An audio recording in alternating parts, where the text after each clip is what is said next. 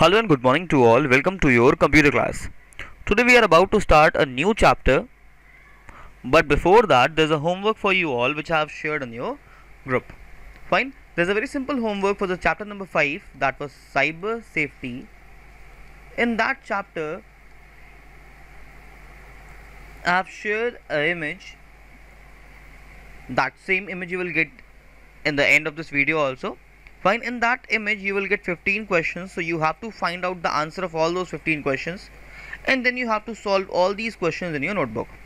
Fine. Well, for the answers what you need to do is you have to follow your book.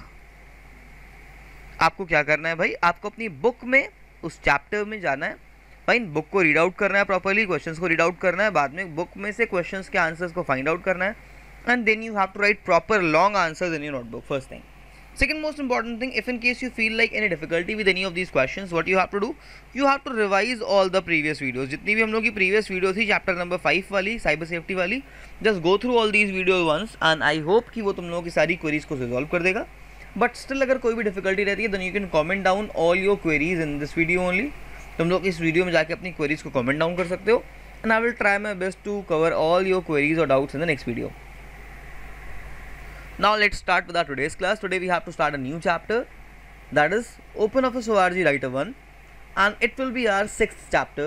Along with that, it is our first practical chapter for this term. Now let's talk about this term OpenOffice ORG Writer. It is a application suite that we have to learn, and today in this video we will have a quick introduction about this thing. We have to discuss like what is this thing Writer and what is this thing OpenOffice ORG.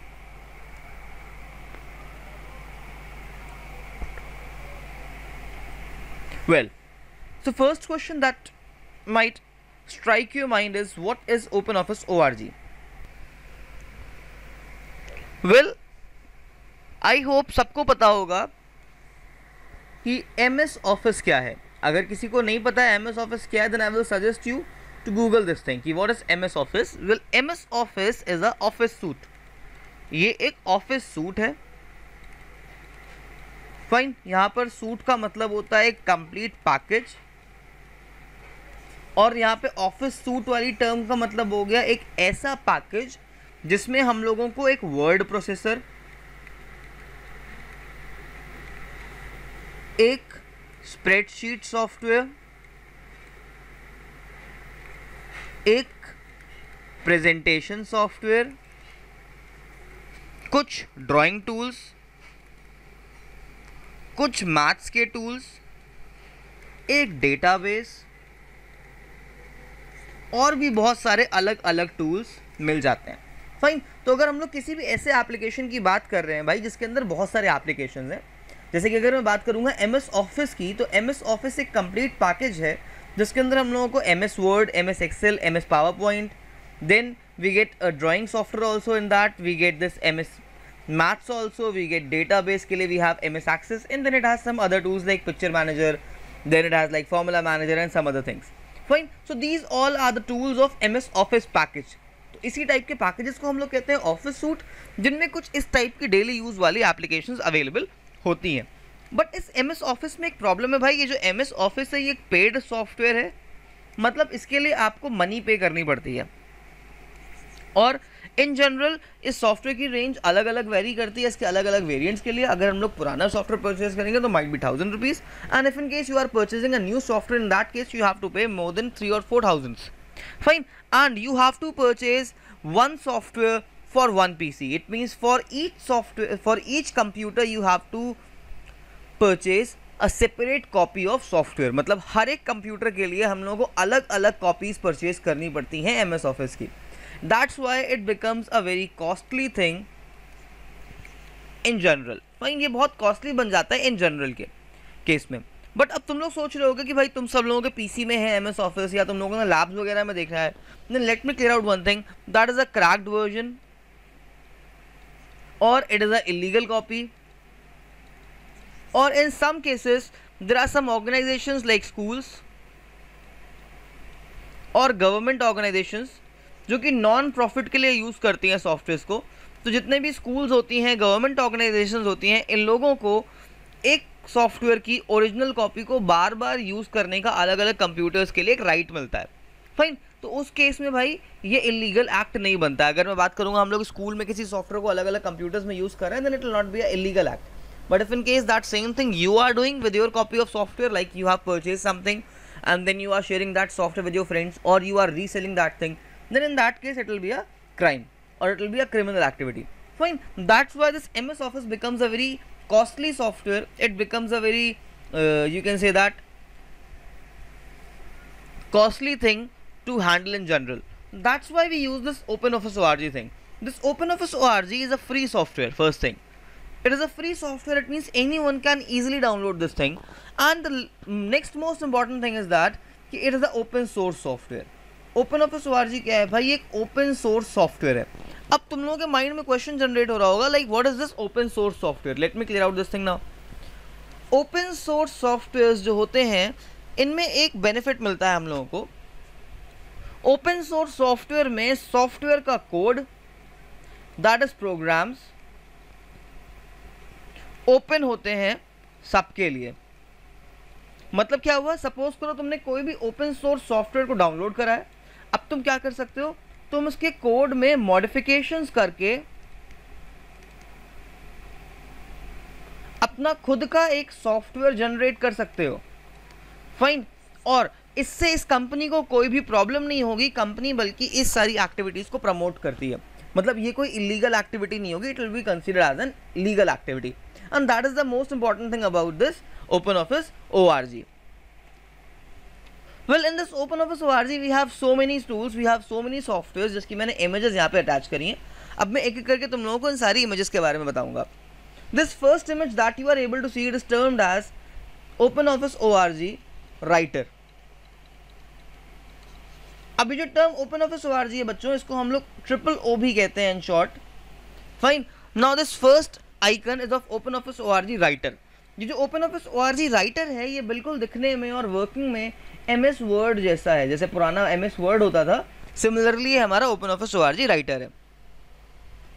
Then our second application is OpenOffice ORG calc. अभी जो OpenOffice ORG calc है ये एक spreadsheet software है. Fine. That's why it looks similar to MS Excel. Fine. In the appearance also, in the functionality also. Then next we have this OpenOffice ORG Impress. ये जो third वाला है इसको हम लोग कहते हैं OpenOffice ORG Impress. This OpenOffice ORG Impress is a presentation tool. मतलब इसके थ्रू हम लोग PowerPoint presentation जैसी presentations को बना पाएंगे. और इसके सारे के सारे फीचर्स भी PowerPoint जैसे हैं. But now you might be thinking कि अगर ये सबके सब सॉफ्टवेयर सिमिलर है तो हम लोग इनको सीख क्यों रहे हैं भाई? हम लोगों ने MS वर्ड तो ऑलरेडी पढ़ा हुआ है. वेल, जब तुम लोग आगे चल के किसी भी कंपनी में वर्क करोगे तो बहुत सारी कंपनीज क्या करती हैं, कॉस्ट या कह सकते हो मनी को सेव करने के लिए वो क्या करती हैं, इस तरीके के कुछ फ्री सॉफ्टवेयर का यूज़ करती हैं, लाइक OpenOffice ORG. बिकॉज ये जो सॉफ्टवेयर है लाइसेंस फ्री है, इनको कोई भी डाउनलोड कर सकता है, इनको कोई भी यूज़ कर सकता है. या फिर सपोज करो भाई कि इन जनरल तुम्हारे पास कोई कंप्यूटर सिस्टम है जो कि बहुत ज़्यादा लो स्पेसिफिकेशन के साथ में है. फाइन, मैंने कह दिया उसमें AMD का कोई सॉफ्टवेयर है, उसमें AMD का प्रोसेसर इंस्टॉल्ड हुआ है लेट से. फाइन, उसमें ग्राफिक्स कार्ड नहीं है, उसमें रैम बहुत लो है. Fine. In all these cases जो हम लोगों का MS ऑफिस होता है वो ढंग से वर्क नहीं करता है, वो बहुत ज़्यादा टाइम लेता है इंस्टॉल होने में या लोड होने में.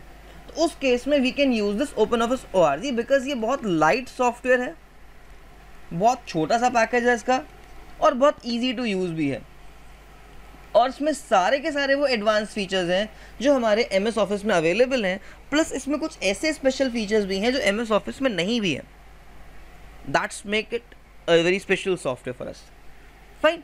वेल, आफ्टर दीज थ्री, ये तो वही तीन बेसिक हो गए हम लोगों के. This is writer, this is Calc and this is impress. Writer क्या है? ये एक वर्ड प्रोसेसिंग सॉफ्टवेयर है. Calc is a spreadsheet software and impress is a PowerPoint software. Then next we have this one. This is termed as OpenOffice ORG Base. OpenOffice ORG Base एक database software है. इसके through हम लोग databases को create करते हैं. Then this one is termed as OpenOffice ORG Maths. This OpenOffice ORG Maths is generally used to create or write mathematical equations and then solve them by using some tools. And then at last we have this one. This is termed as OpenOffice ORG Draw. ये जो OpenOffice ORG draw है ये MS paint से लाख गुना अच्छा है. इसमें बहुत सारे अच्छे अच्छे फीचर्स हैं. But in class 9th we only have to discuss these three. We don't have to discuss any of this, ये नीचे वाले तीनों डिस्कस नहीं करने हैं, हम लोगों को सिर्फ और सिर्फ ये ऊपर वाले तीनों ही डिस्कस करने हैं. So you have to primarily focus on this three. Now today in this class we have to focus on this first application, that is OpenOffice ORG Writer. Now let's talk about this OpenOffice ORG Writer first. This OpenOffice ORG Writer is a word processing software. ये क्या है भाई? ये एक word processing software है. Now some of you might think कि what is this word processing software? तो जो word processing software होता है जनरली बच्चों हम लोग इसमें डॉक्यूमेंट्स बना सकते हैं, रिपोर्ट्स बना सकते हैं, फाइन, या जितनी भी हम लोग फाइल्स टाइप करते हैं, टेक्स्ट टाइप करते हैं, जिसमें हम लोग फाइल में टेक्स्ट के साथ साथ इमेजेस, टेबल्स या अलग अलग चीज़ों का यूज़ कर सकते हैं. ये सारे के सारे काम हम लोग कर सकते हैं अपने OpenOffice ORG के राइटर के साथ में. और अगर इसके ऑल्टरनेटिव की बात करेंगे तो इसका जो ऑल्टरनेटिव है MS ऑफिस में वो है MS वर्ड. तो तुम कह सकते हो भाई कि ये MS वर्ड का ही एक मतलब सिमिलर एप्लीकेशन है MS वर्ड जैसी. अब एक इंपॉर्टेंट चीज़ that you must have to know, MS word में जो हम लोग डॉक्यूमेंट्स बनाते हैं उनका एक्सटेंशन होता है .doc या फिर .docx. बट OpenOffice में ऐसा नहीं है. OpenOffice ORG में एक बहुत ही इंटरेस्टिंग सीक्वेंस चलता है जो आप लोगों को बहुत ही आसानी से याद हो जाएगा.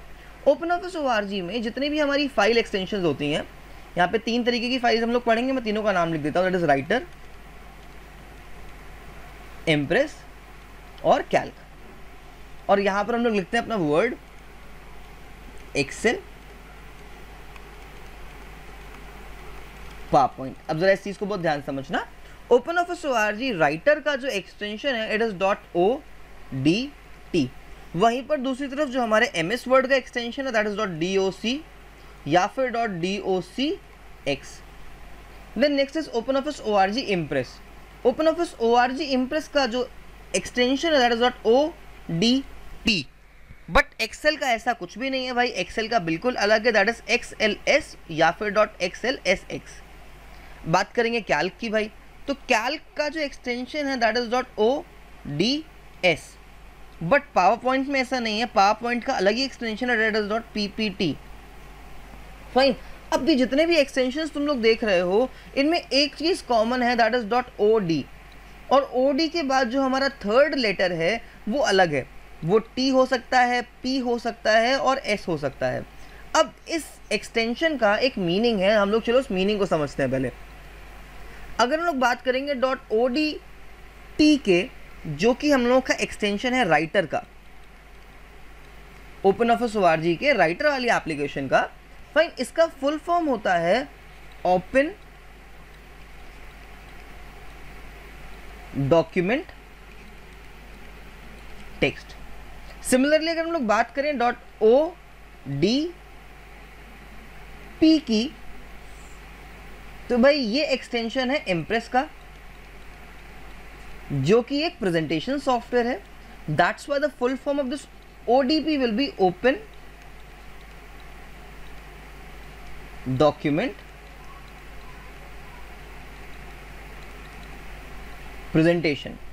And then at last we have this .ods, that is a type of spreadsheet software which is termed as calc, and the full form of this term is open document spreadsheet. Fine. So these are the full forms of these 3 extensions.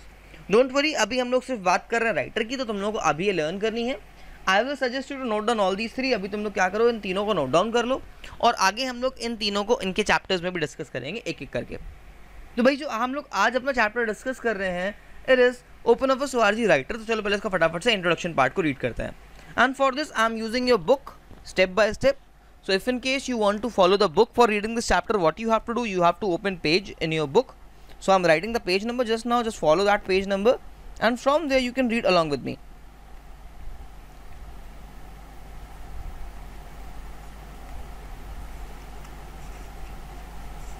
So just now we are reading from page number 155. I'm writing it over this side. It is page number 1115. Page number 115, that is page 115, and the name of the book is computer applications by Sumita Arora. Fine. Now let's see what is this, or basically what they have given in the book now. For most people, writing is an everyday occurrence. When computers have affected our lifestyles and work pattern, this activity is also not left out. Many application programs have been developed to make writing easier and smooth operation. One such most popular program is word processor. अब हम लोग यहाँ पे बात कर रहे हैं भाई कि जैसे ही कंप्यूटर्स हमारी लाइफ में आए थे तो हम लोगों ने बहुत सारे कामों को कंप्यूटर पे करना स्टार्ट कर दिया, जिसमें से एक बहुत कॉमन एक्टिविटी हो गई थी, वो थी चीज़ों को लिखना. जैसे कि हमें से बहुत से लोगों की हैबिट होती है डायरी राइटिंग की, बहुत से लोगों को स्टोरीज लिखना पसंद है, बहुत से लोगों को नोट्स बनाना पसंद है. या अगर मैं अपनी बात करूँ तो मेरी एक हैबिट है, मैं क्या करता हूँ, मैं हर एक चीज़ के लिए डॉक्यूमेंट क्रिएट करता हूँ. अगर मैं कोई चैप्टर पढ़ा रहा हूँ तो मैं उसके लिए डॉक्यूमेंट क्रिएट करूँगा. अगर मैं तुम लोगों के लिए कोई असाइनमेंट क्रिएट कर रहा हूँ तो मैं उसके लिए कोई डॉक्यूमेंट क्रिएट करूँगा. फाइन. तो इस तरह से हमारी डे टू डे लाइफ में ये जो सॉफ्टवेयर्स हैं या ये जो कंप्यूटर्स हैं, इनकी नीड बढ़ती जा रही है. और इसमें से ही एक सबसे पॉपुलर प्रोग्राम है which is termed as word processor, जिसमें से हम लोग सबसे ज़्यादा इस्तेमाल करते हैं वर्ड प्रोसेसर का. अब ये वर्ड प्रोसेसर क्या होता है भाई? अब word processing software provides a general set of tools for entering, editing and transforming text. एक वर्ड प्रोसेसिंग सॉफ्टवेयर क्या करता है? हम लोगों को कुछ बेसिक सॉफ्टवेयर, कुछ बेसिक टूल्स प्रोवाइड करता है, जिसके थ्रू हम लोग अपने डॉक्यूमेंट में टेक्स्ट को एंटर कर पाएंगे, एडिट कर पाएंगे, फॉर्मेट कर पाएंगे. यहाँ पर फॉर्मेट से मतलब होता है टेक्स्ट को स्टाइल करना या उसकी अपीयरेंस को मॉडिफाई करना, यानी कि टेक्स्ट दिखने में अच्छा बनाना. Nearly all the documents types that we use in our daily life can be created in a word processor. अपनी डेली लाइफ में हम लोग जितने भी डॉक्यूमेंट्स को यूज़ करते हैं वो सारे के सारे हम लोग MS वर्ड या किसी भी तरीके के वर्ड प्रोसेसर से इजीली बना सकते हैं. In fact, our lives have been affected to a large extent by the word processors. Therefore, it is suggested generally that every person must be aware with the word processing software and its features. Well, because as you all can see that nowadays in every field we are using this. चलो एक छोटा सा scenario लेते हैं. जब कोई बच्चा school में एप्लीकेशन लिख रहा है, अगर मैंने तुमसे बोला है कि तुमको स्कूल में एक प्रिंटेड एप्लीकेशन फॉर्म देना है, तो तुम क्या करते हो? उसको टाइप करते हो MS वर्ड पे, प्रिंट आउट निकालते हो, स्कूल में आके दे देते हो.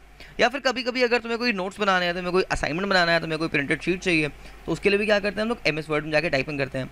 या फिर जब हम लोग जॉब्स के लिए जाते हैं, तो जॉब्स के लिए जब जाते हैं तो वहाँ पे क्या करते हैं? वहाँ पे हम लोग अपना एक CV देते हैं. वो जो CV होता है बच्चों, उसको भी हम लोग टाइप करते हैं एक तरीके के वर्ड प्रोसेसिंग सॉफ्टवेयर में ही. या फिर in some cases when we have to give you some notes और when we have to give you some sheets for working, वो जो शीट्स हम लोग देते हैं उसको भी टाइप करने के लिए हम लोग यूज़ करते हैं MS वर्ड का. इसका मतलब क्या हुआ? ये जो बहुत सारी चीज़ें हम लोग की डे टू डे लाइफ की, उसमें हम लोग वर्ड प्रोसेसिंग सॉफ्टवेयर का इस्तेमाल कर रहे हैं. तो ये जो चैप्टर हम लोग पढ़ रहे हैं, ये चैप्टर प्योरली डेडिकेटेड है इन वर्ड प्रोसेसर्स के बारे में. This chapter shall also introduce the kind of documents that we can create and some other features which are related to the word processing softwares. Now let's discuss about this term, that is word processor, that is introducing to a word processor. Now a word processor is a package that processes textual matters and create organized and flawless documents. word processor क्या करता है भाई? जो भी हम लोग text type करते हैं अपने कीबोर्ड से, उसको मैनेज करता है, उसको प्रॉपर्ली लिखता है और प्लस उसको फ्लॉलेस एक डॉक्यूमेंट के फॉर्म में स्टोर करने में हमारी हेल्प करता है, जिससे कि हमारा काम बहुत ज़्यादा आसान हो जाता है. Now, a word processor has everything that a conventional typewriter has. इसमें वो सारी ही चीज़ें होती हैं जो एक नॉर्मल टाइपराइटिंग सॉफ्टवेयर में होती हैं या एक टाइपराइटर में होती हैं. यानी कि इसमें हम लोग टाइपिंग कर सकते हैं, अपने टेक्स्ट को डिलीट कर सकते हैं, सॉरी DELET होती है यहाँ पे spelling. Fine. Then we can beautify it, मतलब हम लोग कलर भी कर सकते हैं उसके ऊपर. Not only that, we can also print out documents, मतलब हम लोग बहुत सारा काम यहाँ से कर सकते हैं. In addition, it not only removes all the limitations of typewriters, but also offers very useful features that cannot be even dreamt of typewriters. इसमें ऐसे बहुत सारे फीचर्स हैं जो हम लोग कभी टाइपराइटर में सोच भी नहीं सकते हैं. फॉर एग्जांपल, जब भी हम लोग टाइपराइटर से कुछ भी लिखते हैं तो आप हम लोग इमेजेस को इंसर्ट नहीं कर पाते हैं. फाइन. पुराने ज़माने में क्या होता था बच्चों, जब कंप्यूटर नहीं था, in that case they use typewriters. Typewriters में we can only type text. अब सपोज करो भाई तुम्हारी टीचर को तुम्हें कुछ नोट्स एक्सप्लेन करने थे जिसमें उन लोगों को ग्राफ यूज़ करना है, तो भाई टाइपराइटर से ग्राफ तो ड्रॉ नहीं कर पाएंगे, ना ही हम लोग कोई इमेज ड्रॉ कर पाएंगे. Fine. So all these features were not available in the typewriter, that's why we are using this word processing software. Now there is a homework for you all. Homework is you have to mention the names of सब word processing software. मैं तुम लोगों के लिए 2 names mention कर दे रहा हूँ। एक हो गया हमारे पास MS वर्ड, ये एक वर्ड प्रोसेसिंग सॉफ्टवेयर है। देन एक तो तुम लोग पढ़ ही रहे हो open office ORG writer, fine. And then one we have which is termed as LibreWriter, LIBREWRITER. Similarly, you have to find at least 5 more names. You have to note down all these names in your notebook, as well as you have to comment down all these names. Now let's talk about some features. First feature, fast. Well, word processors are very fast. ये बहुत ज़्यादा fast होते हैं, यहाँ पे कोई भी mechanical movement नहीं होती है। यानी कि जो पुराने टाइपराइटर्स होते थे उसमें क्या होता था, हम लोग कीज प्रेस करते थे, वो की पेपर को स्ट्राइक करती थी, फिर टाइप होता था। यहाँ पे ऐसा कुछ भी नहीं होता है, जैसे ही आप की प्रेस करते हो फटाफट से डिस्प्ले में आ जाता है। अगर तुम गलती से एक बार में 50 कीज प्रेस कर दोगे तो भाई वो 50 के 50 चीज़ें तुम्हारे डिस्प्ले में तुरंत शो हो जाएंगी। Next is editing feature. Well, once if in case you have written something, you can edit that thing, you can add new text to that, you can easily remove that document also. जैसे कि मान लो मैंने एक document लिखा, suppose करो मैंने यही जब शीट बनाई थी, तो सपोज करो भाई क्या हुआ, मैंने गलती से फैकल्टी वाले वर्ड की जगह मैंने कुछ और लिख दिया था, या मैंने स्पेलिंग मिस्टेक कर दी। वेल अब मैं क्या कर सकता हूँ, मैं इस डॉक्यूमेंट में जाकर के इस वर्ड को एडिट कर लूँगा, जिससे क्या होगा, मेरा काम आसान हो जाएगा। बट सपोज करो अगर यही काम हम लोग एक टाइपराइटर में कर रहे होते, तो टाइपराइटर में ऐसा नहीं होता। टाइपराइटर में हम लोग एडिटिंग नहीं कर पाते, उसमें पहले हम लोग को ये वाला वर्ड इरेज करना पड़ता। तो ये क्या होता है, थोड़ा सा इस तरीके से कुछ अपीयर होता, इसके ऊपर खूब सारी इंक आ जाती, फिर यहाँ पे मैं नया वाला वर्ड लिखता। अल्टीमेटली मुझे पूरा का पूरा डॉक्यूमेंट हटाना पड़ता और मुझे नया डॉक्यूमेंट बनाना पड़ता टाइपराइटर के केस में। Next is permanent storage. Well in the case of a typewriter, generally what we do, we used to print our pages by using a typewriter machine, जिसमें क्या होता है, आपके डॉक्यूमेंट्स कहीं पे भी सेव नहीं होते हैं और डायरेक्टली पेपर के फॉर्म में आ जाते हैं। बट जब आप एक वर्ड प्रोसेसिंग सॉफ्टवेयर का यूज़ करते हो, तो वहाँ पे आप डॉक्यूमेंट्स को बना के अपने कंप्यूटर में उसको सेव कर सकते हो, और उसके बाद उस डॉक्यूमेंट को आप कभी भी कहीं पे भी कैसे भी एक्सेस कर सकते हो। Next is formatting features. Formatting का मतलब मैंने बताया था जस्ट अभी, इसका मतलब होता है ब्यूटिफाई करना। अब what we can do, we can put our text in the bold form, italic form, we can underline it, we can change the color of our text, fine, we can give line spacing, and we can do so many other things so that our document will look attractive or proper. Next is graphics. Well, nowadays in most of the word processing softwares we can include graphics. Suppose करो भाई तुम एक document बना रहे थे, suppose करो you were writing an essay on Gandhi ji, but suppose करो अगर तुमने उस एसे में गांधी जी की इमेज नहीं लगाई, तो तुम्हारा वो डॉक्यूमेंट दिखने में थोड़ा सा इनकम्प्लीट लगेगा, और हो सकता है वो तुम्हारे सारे के सारे पॉइंट्स को जस्टिफाई नहीं कर पाए। So it means in some cases we can also include images in our documents. Next is OLE। अब तुम में से कुछ बच्चे सोचोगे ये OLE क्या है, ये पहली बार सुन रहे हो, बट ऐसा नहीं है बच्चे। This OLE you have already learn in previous classes. OLE means object linking and embedding. अब इस लिंकिंग और एम्बेडिंग का मतलब क्या होता है भाई, ऑब्जेक्ट का मतलब होता है वो चीज़ें जो हमारे MS वर्ड का पार्ट नहीं है। फॉर एग्जाम्पल मैंने कह दिया चार्ट्स, कोई सॉन्ग था, कोई वीडियो था, कोई लिंक है। सपोज करो तुम कोई डॉक्यूमेंट शेयर कर रहे हो और तुम उस डॉक्यूमेंट में एक वीडियो भी प्रोवाइड करना चाहते हो अपने फ्रेंड्स को, या फिर तुम कोई एक ऑडियो क्लिप भी प्रोवाइड करना चाहते हो कि जैसे ही तुम्हारा फ्रेंड उस डॉक्यूमेंट में जाके उस ऑडियो क्लिप पे क्लिक करे तो वो ऑडियो प्ले होना स्टार्ट हो जाए। तो हम लोग ये सारे के सारे काम अपने वर्ड प्रोसेसिंग सॉफ्टवेयर में, specially open office ORG writer में कर सकते हैं बहुत ही आसानी के साथ में। Fine, now this linking means link करना, एम्बेड मीन्स अटैच करना। तो हम लोग क्या कर सकते हैं, अपने डॉक्यूमेंट में charts, equations, video clips, audio clips, images, इन सारी चीज़ों को ही ईजिली इंक्लूड कर सकते हैं। Then next feature is spell check. ये जो कि बेस्ट फीचर है, सबके लिए बहुत हेल्पफुल होता है। स्पेल चेक का बेनिफिट क्या है, सपोज करो you were writing a document of 100 lines, और सपोज करो I was typing this whole PPT, when I was typing this whole PPT there are slightly chances कि भाई मैं कुछ स्पेलिंग्स में गलती कर दूंगा, या फिर कुछ केसेस में हो सकता है कि मेरे कीबोर्ड से टाइपिंग के टाइम पे कुछ मिस्टेक हो जाए, या फिर in some cases when you were writing a document और let's say any application, so might be you may commit any kind of grammatical mistake. So all these things can be easily checked by your word processing software. वो अपने आप से क्या करेगा, spelling errors को, grammar errors को check करेगा, तुमको सजेशंस देगा, या कुछ केसेस में वो ऑटोमेटिकली इसको चेंज करके इंप्रूव कर देगा। Then last and the most important feature that you have to learn also, this can be a question of 1 mark, 2 mark, like mail merge. Mail merge क्या होता है भाई, सपोज करो मुझे अपने 100 फ्रेंड्स को एक इन्विटेशन कार्ड लिख के सेंड करना था, ठीक है। अब क्या करूँगा भाई, उसके लिए मैं 100 टाइम्स इन्विटेशन कार्ड्स बनाऊँगा, बट ऐसा नहीं होता है। MS वर्ड या फिर OpenOffice ORG राइटर में एक फीचर होता है which is termed as mail merge, and by using this mail merge we can easily create one single document and then we can print that document or we can send that document to n number of individuals in just one click. मतलब क्या हुआ, हम लोग यहाँ पर एक document create करेंगे जिसको हम लोग बहुत सारे लोगों के साथ इजीली शेयर कर सकते हैं, जिसमें वही सेम टेक्स्ट रहेगा, बस हर बार लोगों के नेम्स चेंज होते चले जाएंगे.